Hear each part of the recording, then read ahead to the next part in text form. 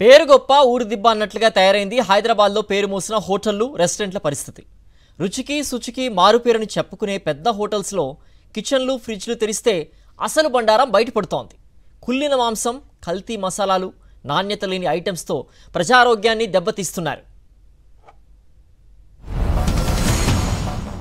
హైదరాబాద్ నగర వాసులకు danger alert ఇస్తున్నారు ఫుడ్ సేఫ్టీ అధికారులు.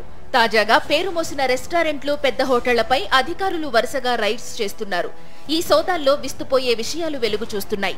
చిన్న చితక హోటళ్లలో శుచి శుభ్రత ఉండదని సిటీ పబ్లిక్ ఎక్కువగా ఫేమస్ రెస్టారెంట్ల వైపే మొగ్గు చూపుతుంటారు. 10 రూపాయలు ఎక్కువైనా సరే ఫుడ్ రుచితో పాటు శుభ్రత, నాణ్యత ప్రమాణాలు పాటిస్తారని అనుకుంటున్నారు. వాటిల్లో తింటే హెల్త్ కు పెద్దగా ప్రమాదం ఉండదని వారి నమ్మకం. అయితే ఆ గట్టి నమ్మకం కాస్త ఇప్పుడు గుడ్డి నమ్మకమని అధికారుల దాడుల్లో తేలిపోయింది.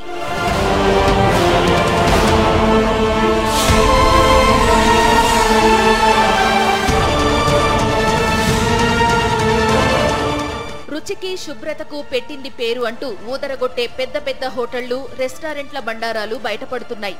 కుళ్ళిన మాంసం, ఎక్స్పైరీ డేట్ దాటిన ప్రోడక్ట్స్, కల్తీ మసాలాలు, ఏమాత్రం నాణ్యత లేని పదార్థాలను విచ్చలవిడిగా వాడుతున్నట్లు తేలింది.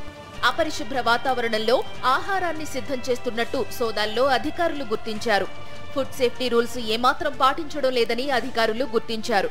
ఒకటో రెండో రెస్టారెంట్లలో కాదండోయ్, నగరంలోని ఫేమస్ అయిన చాలా రెస్టారెంట్లలో ఇదే సీన్ కనిపించడం ఆందోళనకరం. ఇలాంటి వాటికి కఠిన శిక్షలు అవసరమంటున్నారు నిపుణులు. ఇంత పెద్ద హోటల్ అయినా కానీ ఈ యొక్క కల్తీకి పాల్పడుతున్నారు. అంటే కల్తీ అన్నది కేవలము దాంట్లో కలపడం అనే కాదు, అన్హైజెనిక్ కిచెన్ కండిషన్స్ ఉండొచ్చు, శుభ్రత లేకపోవచ్చు, వాళ్ళు ఫుడ్ని హ్యాండిల్ చేసినప్పుడు గ్లౌస్ తొడుక్కోకుండా చేతులతో వాడి ఉండొచ్చు. తర్వాత ఏదైతే ఫుడ్ మిగిలిపోయిందో మళ్ళీ తెల్లారి, ముఖ్యంగా నాన్ వెజిటేరియన్ ఫుడ్, మళ్ళీ దాన్ని ఏదో ప్రిజర్వేటివ్సో వేడి చేసో సప్లై చేస్తూ ఉన్నారు. ఇలా ప్రజా ఆరోగ్యం మీద పెద్ద ఎత్తున ప్రభావం పడుతుంది. ఇంతకాలం సరైన తనిఖీలు లేకపోవడంతో యజమానులకు ఆడింది ఆట, పాడింది పాటగా తయారైంది.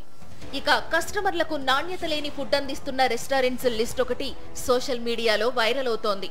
ఈ లిస్టుపై నెటిజన్లు రకరకాలుగా స్పందిస్తున్నారు. తమ ఫేవరెట్ రెస్టారెంట్ల పేర్లు వెతుక్కుని అమ్మ బాబోయ్ ఇలా ఉంటుందా అని ఆశ్చర్యం వ్యక్తం చేస్తున్నారు.